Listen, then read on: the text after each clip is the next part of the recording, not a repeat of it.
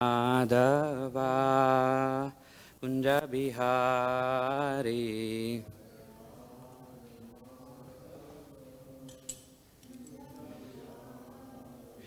jaya radha madhava kunja bihari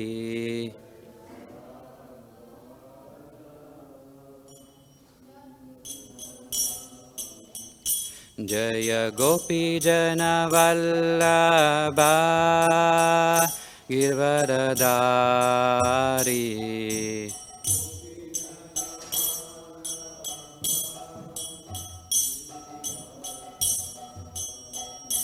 jaya gopi jana vallabha girvaradari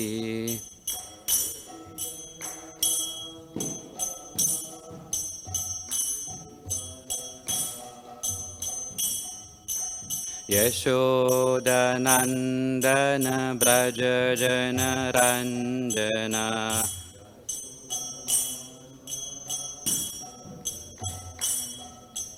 Yashodanandana Brajajana Ranjana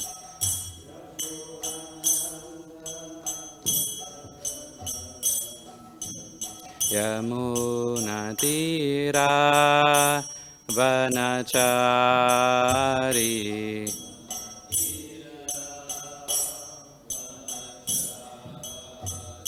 Yamunatira Vanachari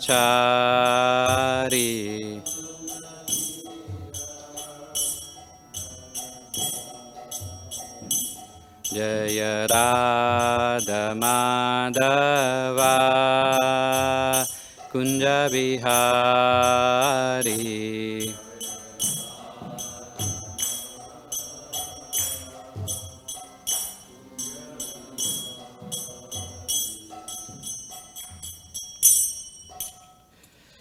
Jai Om Vishnupada Paramahamsa Pariragacharya Ashtotra Shata Sri Srimad His Divine Grace A.C. Bhaktivedanta Swami Srila Prabhupada Ki Jai Om Vishnupada Paramahamsa Pariragacharya Ashtotra Shata Sri Srimad Bhakti Siddhanta Saraswati Goswami Maharaj Prabhupada Ki Ananta Koti Vaishnavarind Ki Namacharya Haridas Thakur Ki Prem Se Kaho Sri Krishna Chaitanya Prabhu Nityananda Sri Advaita Gadadhara Shivaswati Gaur Bhaktavrind Ki Shri Shri Radha Krishna Gop Gopinath Radha Kunda Shama Kunda Giri Govardhan Ki Vrindavan Mathura Dham Ki Mayapur Navadip Dham Ki Jagannath Puri Dham Ki Ganga Mai Yamuna Mai Ki Bhakti Devi Tulsi Maharani Ki Samaveta Bhaktavrind Ki Gaur Premanande.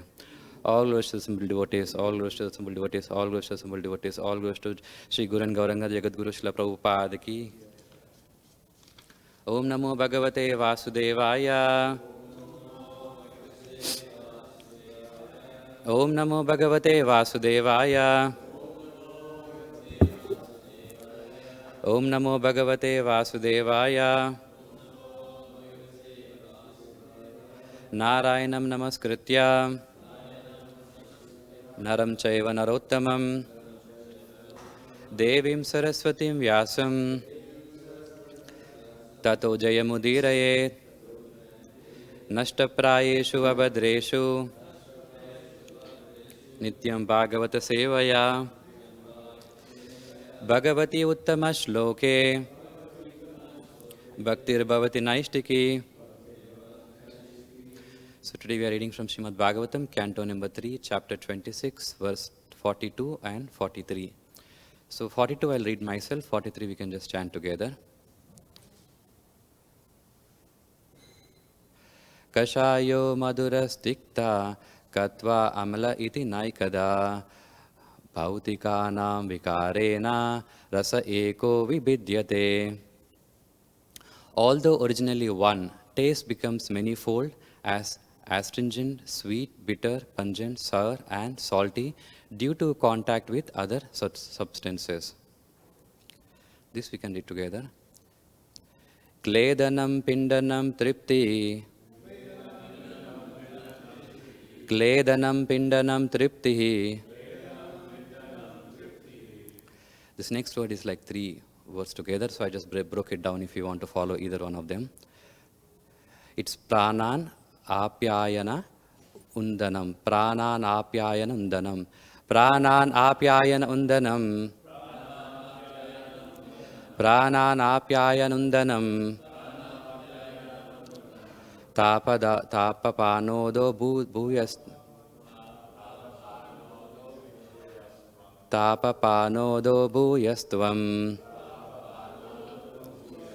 tāpāpanodo bhūyastvam,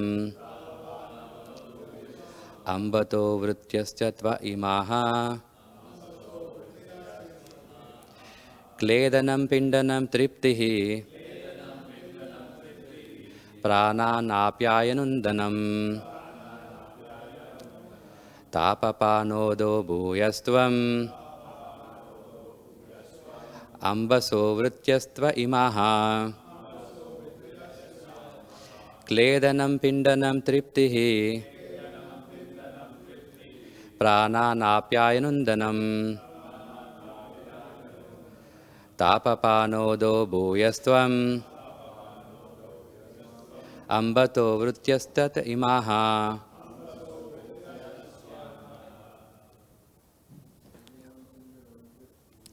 Kledanaṁ piṇḍanaṁ tṛptiḥ, prāṇanāpyāyanondanam, tāpāpanodo bhūyastvam, ambato vṛttayas imaha. Kledanaṁ piṇḍanaṁ tṛptiḥ, prāṇanāpyāyanondanam, tāpāpanodo bhūyastvam,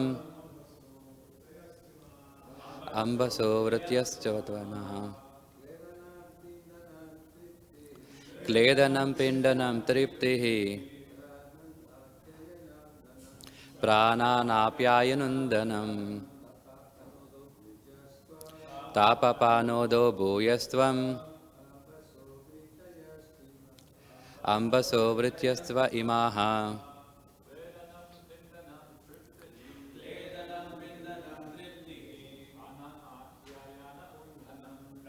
prāṇanāpyāyanondanam, tāpāpanodo bhūyastvam, ambhaso vṛttayas imaha. Kledanaṁ piṇḍanaṁ tṛptiḥ, prāṇanāpyāyanondanam, tāpāpanodo bhūyastvam, ambhaso vṛttayas imaha. Mataji? Kledanaṁ piṇḍanaṁ tṛptiḥ, prāṇanāpyāyanondanam, tāpāpanodo bhūyastvam, ambhaso vṛttayas imaha. Kledanam, moistening. Piṇḍanaṁ, coagulation. Tṛptiḥ, causing satisfaction. Prāṇana, maintaining life.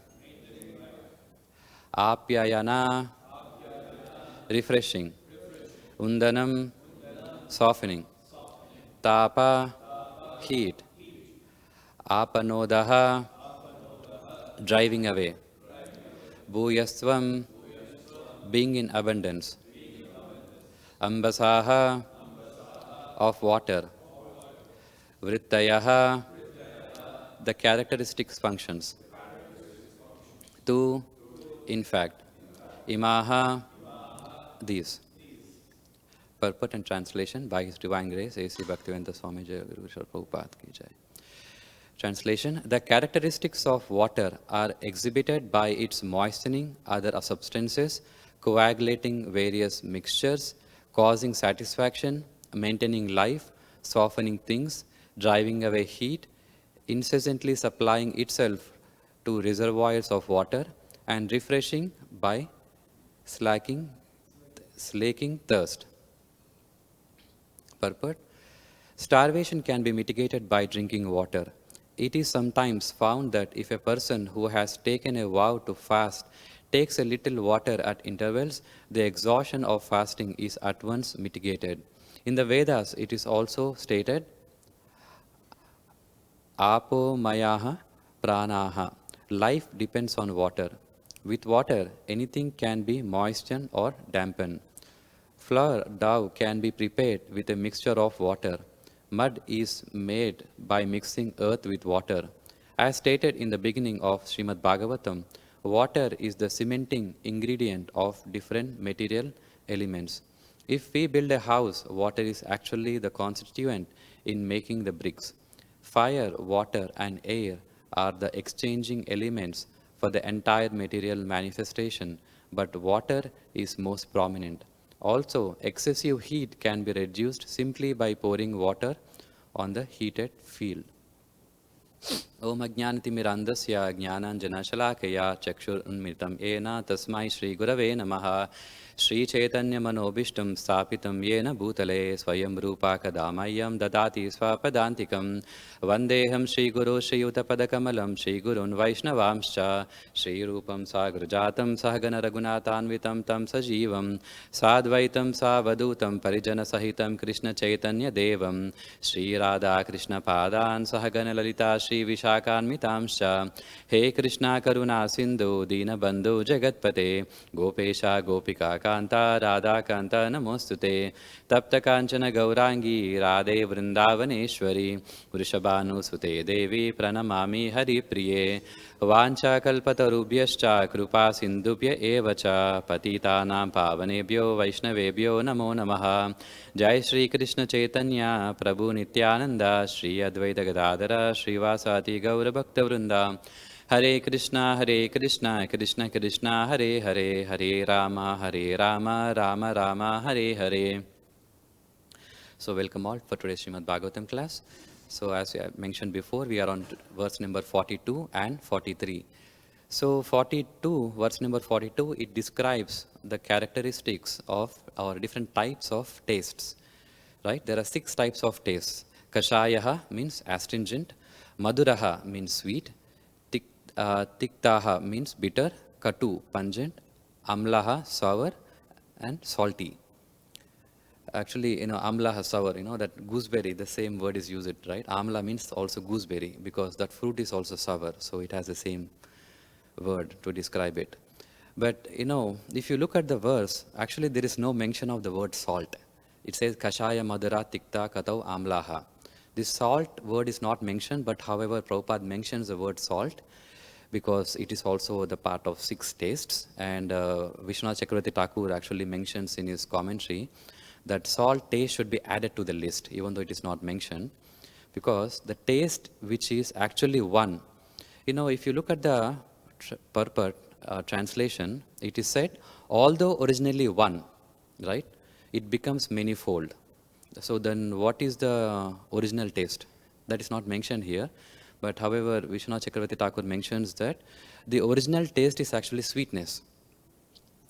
And this is divided into many because of contact with material objects. So that is how the 6 types of taste gets manifested, even though the taste is originally one. That one taste is sweetness. And the salt also has to be added into the list, as I mentioned. And the next verse, 43, describes the characteristics of water. There are 8 characteristics of water.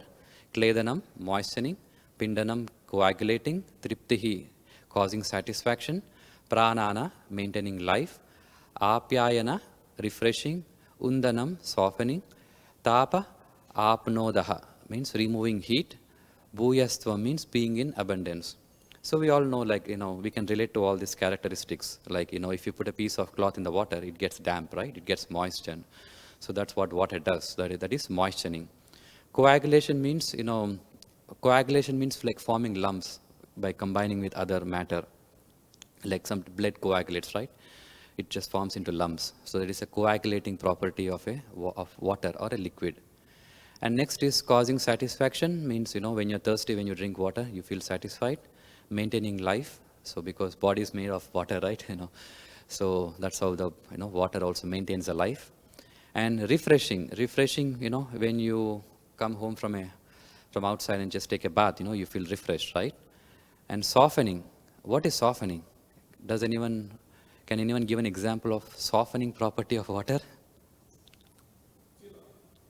Oh, tilak, yeah. Of course, you have a hard tilak, you put water, it becomes softens, right?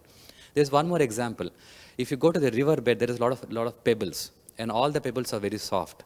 That's because of the flow of water. Even if you put a hard stone in a stream of water, over a period of time, the water softens at the surface. That's a property of water, to soften. And tāpāpanodo means removing heat, obviously, because it counteracts the heat. And being in abundance. Being in abundance means, Prabhupada mentions how the rivers, how the water was supplied to the rivers in abundance. That's what bhūyastvam means. So these are the characteristics of taste and characteristics of water. And so this is how water and taste is defined. Actually, this is a very unique way of defining water. If you ask a scientist, can you define water? What will he say? H2O, right? So that is how water is defined. But Bhagavatam is defining water by all these 8 characteristics. So why is it that? Why is Bhagavatam is describing an element based upon its external characteristics, right? These are all external characteristics, right? Of course, what is the internal characteristic? Internal characteristics is H2O. H2O is more internal characteristic. You don't see actually H2O. It means you say H2O, but you don't see H2O. But that's how the internal characteristics is defined. So if you ask the same question that, okay, these are all external characteristics, then what is the internal characteristic of water? What would Bhagavatam say? What do you think? Internal characteristics. These are external characteristics, right? The scientist would say internal characteristics is H2O. But what would Bhagavatam say if you ask what is the internal characteristics of water? No. Yeah, that is external characteristic again. Internal characteristic is 3 modes of nature. Because if you've been following the pradhana, everything is coming from pradhana, right? So ultimately, everything is actually made up of 3 modes of nature, sattva, rajas and tamas. So in that sense, even the water, fire, air, whatever it is, you can actually break it down into 3 modes of nature. But however, for us to analyze, we cannot go by the internal characteristics. We have to go by the external characteristics. So that is why in the 14th verse, in the same chapter, it is said, Lakshate bedo vṛttaya lakshana rupaya. Means the distinction between tattvas can be made only by different functions, since they represent different characteristics. So if you want to explain the different tattvas, you have to explain by external characteristics. Because otherwise we cannot define it, because internally everything is just 3 things, 3 modes of nature, right? So, because if you remember, everything is coming from pradhana, mahad comes from ahankara, all the manifestation comes. So that is why we go by the external characteristics. So here also we can see in the 42nd verse, originally 1, taste becomes manifold as astringent, sweet, bitter, pungent, sour and salty due to contact with other substances. You see, the variety comes when it comes in contact with other substances. But internally there's unity, there's one thing. Okay? So that is why there are so many characteristics mentioned here of taste and water. Now the question is, how is taste and water connected with each other? How is taste and water connected or related to each other? So that we have to take a step back. And if you look at, this whole subject starts from the 32nd verse. The 32nd verse, it is mentioned how ahankara, means ego, when it gets agitated by the influence of tamas, mode of ignorance, how 5 tanmatras are formed. And from 5 tanmatras, we have 5 gross elements. See, what is tanmatra? We hear the word tanmatra so often, right? What is tanmatra means? Okay, what is the definition of tanmatra? See, tanmatra means, ultimately, we have 5 gross elements, panchamahabhutas, earth, water, fire, air and ether, right? So, these panchamahabhutas, which are actually the gross elements, are coming from subtle element, which is ahankara. Ahankara is subtle. The 5 elements are gross. So, when the subtle element transforms into gross element, it just doesn't go in one step. It goes in two steps. So first, ahankara gives to tanmatras, and tanmatras then transform itself into panchamahabhutas. So tanmatras, actually there is no English word to define tanmatra. The closest definition of tanmatra, we can say that it's in a causal state. Causal state. That's one close definition what you can give to tanmatra. There are 5 tanmatras, as you know. You have shabda, sparsha, rupa, rasa, and gandha. Sound, touch, vision, taste, and smell. So these are 5 tanmatras. Means these are still in a causal state. And these causal states give rise to 5 gross elements. Right? So the sound is in the causal state. Sound is what? Sound is a tanmatra. And what does it manifest? It manifests space. So sound is actually a causal state of space. And what about sparsha, touch? Touch will give rise to air. And that is why it is a causal state of air.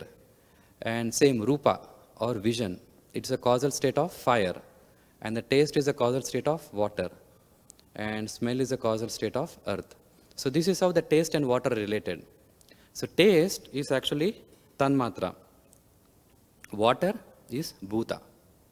So one is in a causal state, other is a manifested stage. Water is manifested, but the taste is in a causal state. So that is why the 42nd verse mentions about the characteristics of tanmatra in the taste, and the 43rd verse describes about the characteristic of water. And we have seen 6 types of characteristics for taste and 8 types of characteristics for water.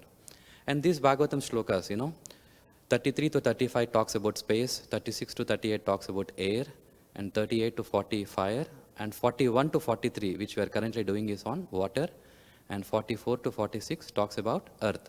So it all begins from 32nd verse. 31 to 32 to 46, they're all related actually. They're all going in sequence. Okay, so I hope it's clear how taste and water are related. One is tanmatra, other is bhuta. So the next thing is, see, even though we have this space, air, fire, water, and ether, they are also actually interrelated. They are not independent. They are actually depending on each other. Because if you see the sequence, actually air is coming from space, fire is coming from air, and water is coming from fire, and earth is coming from water. So one is the cause, other is the effect. What is the cause of air? Space. What is the cause of fire? Air. What is the cause of water? Fire. What is the cause of earth? It's water. What is the effect of space? Air. What is the effect of air? Fire. So like this, actually, these are all interrelated. One is cause, the other is effect. And these shlokas, 35, 38, 41, and 44, they explain about how space is transforming into air and how air is transforming into fire. Understood? And if you go from left to right, actually the space is the most subtle element and the earth is the most gross element. So that is a principle. The principle of Sankhya is that a subtle element produces a gross element. That's how the sequence is. A gross element cannot produce a subtle element. A subtle element will produce a gross element. Space is subtle than air is subtle than fire is subtle than water is subtle than earth. The most grossest element is earth. The most subtle element is space. So this is how from the subtle elements, the gross elements are manifested. And the more subtle means there is more sattva. And the more gross means there is more tamas. Right? Because sattva, air is floating, right? Because there is sattva in that. And the earth like a stone, it is just sitting there. It doesn't move anywhere, right? So it is tamas. Tamas means it is just lazy. It is just staying there. That is a gravitational force. What is tamas? Tamas means that which pulls down. That is gravitational force. That is why you see gravitational force in earth. There's no gravitational force in space, because that is why air is floating, right? So this is how all the elements are actually interrelated. So this is just a summary or description of what each verse from 32 all the way 46 is describing. As I mentioned before, 32 talks about how ahankara is agitated by tamas and it causes space. And 33 describes about sound, tanmatra. And 34 of space, bhuta. Again, space is causing air. And again, 36 describes about touch and air. So like this is just a screenshot or a summary of how this 32 to 46, all these verses are connected to each other in describing from ahankara all the way to manifestation of the earth, which is the most gross element. Okay? And these 5 things also, as I mentioned before, because one is manifesting from other, so whatever the qualities are there in the cause, effect also carries those qualities. That is what the 49th verse says. Since cause exists in the effect as well, the characteristics of former are observed in the later. Because air is coming from space, air has some characteristics of space. What is the characteristics of space? Sound. What about air? Sound and touch. It has touch as an additional quality. And because fire is coming from air, the fire has sound, touch, and it also has form. Because water is coming from fire, it has sound, touch, form, and taste. Because earth is the last thing coming from grossest element, right?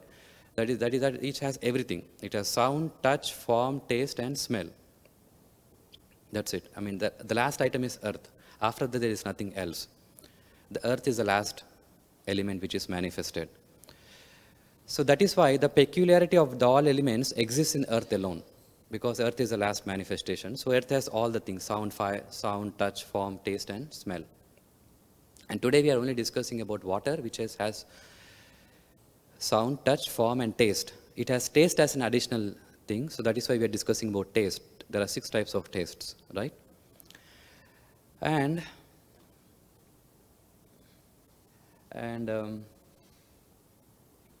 of course, this explaining the cause and effect is actually a very big subject. I don't think we have time to go into what is cause, what is effect, how cause is there in effect, and how effect is always there in the cause. It's a very big subject. I don't think we have time, but this is a principle of Sankhya, that the effect is always existing in the cause. It's already there. It's just manifesting. It was in unmanifested stage, now it is just manifesting. Okay? So just a brief explanation. Evolute and evolvent. Evolute means that which produces. Evolvent means that which is produced. See, if you look at pradhana, from pradhana you have mahat, and from mahat we have ahankara, right? So what is mahat? That which is produced. Produced from what? Produced from pradhana. But at the same time, mahat is also producing something. What is it producing? It is producing ahankara. So in this way, mahat is both evolvent and it is also evolute. Okay? And the 5 gross elements which we are discussing today, water, they are evolvent. I mean, it doesn't produce anything more than that. You see, that's the last stage. That's the last stage of evolution. The water is there, that's it. That's why it's called as evolvent. What about soul? Is soul evolute or evolvent? Is soul produced or does soul? The question is soul produced? And the question is also, does soul produce anything? What is the characteristics of soul? Is a soul evolvent or evolute or both or neither?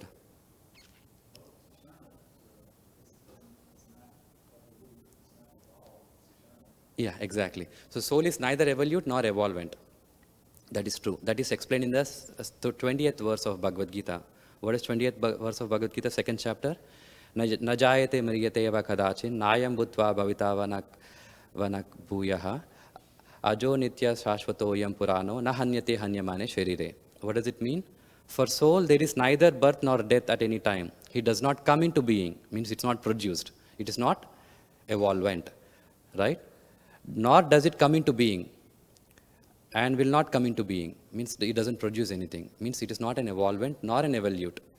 He is unborn, eternal, ever-existing and primeval. He is not slain when the body is slain.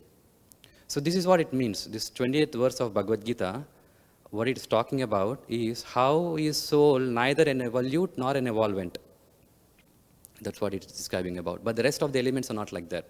The rest of the 24 elements, either they're evolute or evolvent or both. But soul doesn't come into that category. And now the question is, why only 5 gross elements? Why not 6? Or why not 7?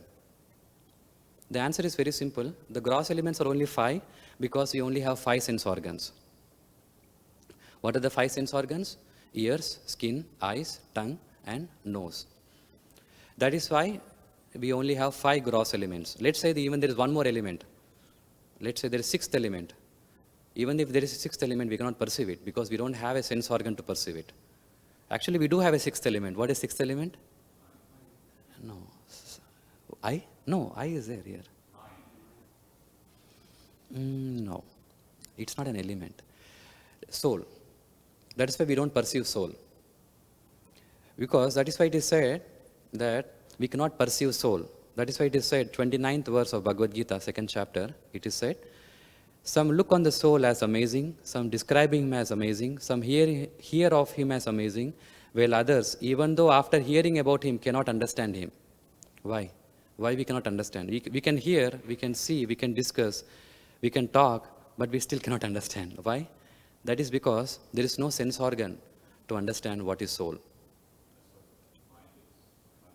Yeah, that is what it is said, right? So, some hear of him as amazing, while others, even after hearing about him, cannot understand.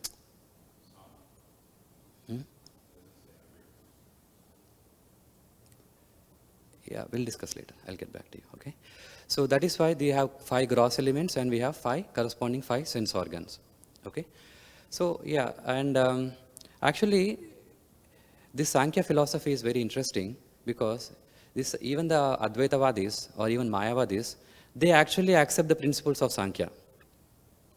So there is one interesting refutation how we can actually defeat Mayavada philosophy using the principles of Sankhya, which they agree actually. So, for example, see, one of the principles of Sankhya is that, see, any quality has to be ingrained in an object. I mean, there is no meaning of having a quality alone without an object. Just like taste. Taste is ingrained in water. Like smell is ingrained in earth. I mean, you cannot say that I saw something beautiful, but what is that beautiful? Oh, it's nothing. It's a beautiful void. No, it doesn't make any sense, right? So always a quality has to be imbibed, inscribed in an object. Like you eat something tasty, right? You drink something nice. Then the taste is coming from an object actually. So quality cannot exist without an object.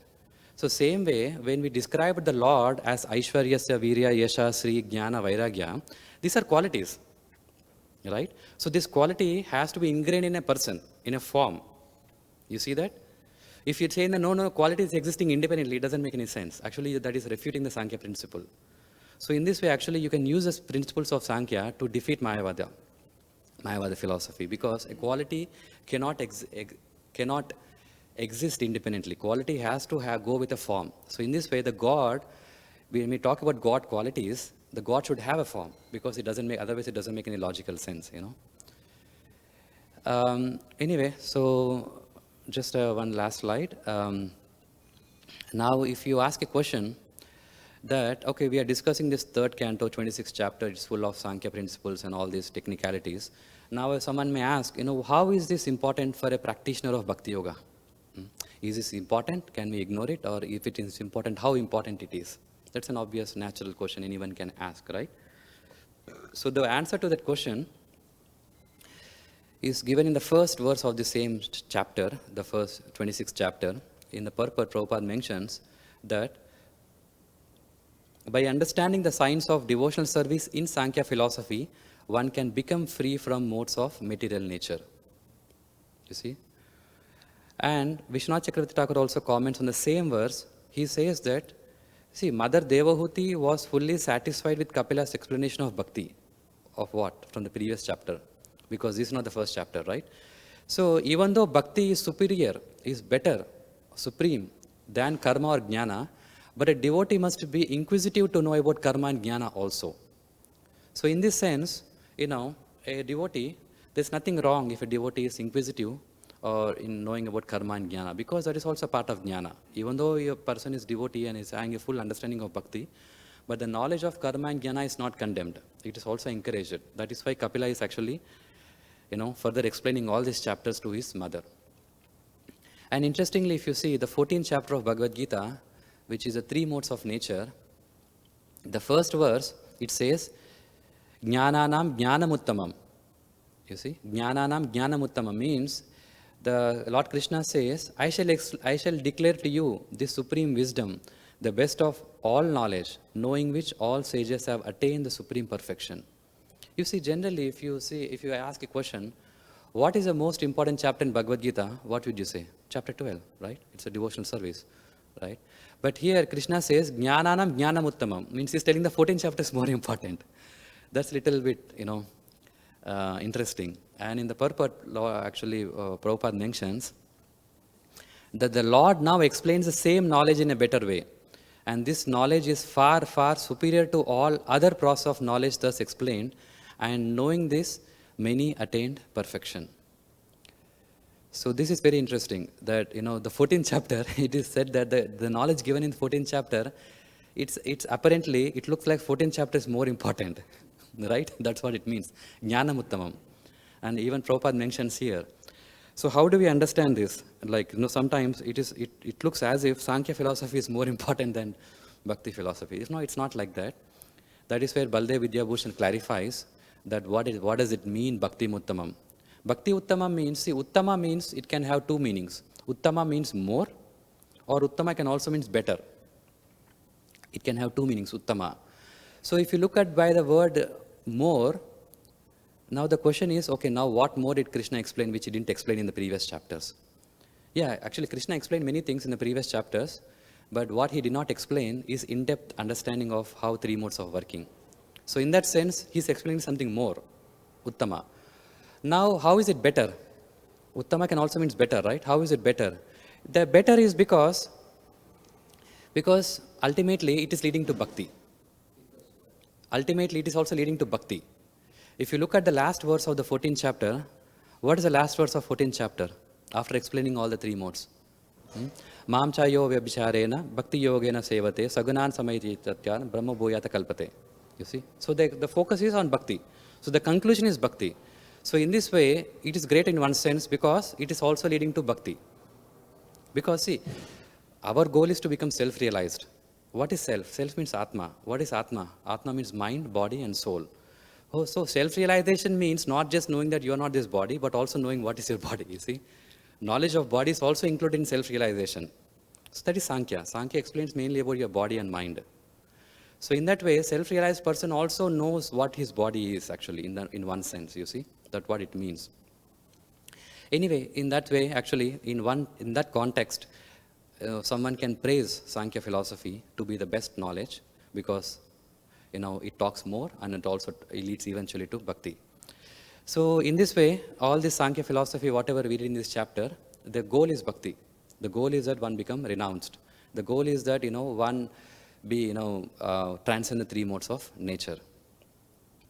Because just by knowing this knowledge, sometimes is so relieving actually, Seriously, like, sometimes when you go to a doctor, see, doctor knows what's going with you, but you don't know what's going with you. So you are in anxiety, but doctor is not in anxiety because he knows what's going on with you, right? So sometimes even knowledge itself is so relieving because you know what's exactly going on. And that kind of takes away all the anxieties from your life. But of course, ultimately, the ultimate anxiety can only be removed by surrendering to Lord Krishna through bhakti. But just technical understanding itself can sometimes be relieving. So in this way, the goal of this chapter is by understand all these different tattvas, different elements, and these elements are understood only by external characteristics. We cannot understand by internal. Internal is just three modes: sattva, rajas, and tamas. And so right now we are just in 42nd and 43rd. So hopefully the upcoming speakers will cover the pending items, which is the earth, characteristics of smell and the characteristics of earth. That we will see in the upcoming classes. Okay, I'd like to conclude here. Srimad Bhagavatam ki jai. Have any questions or comments? Okay, thank you very much. Hare Krishna.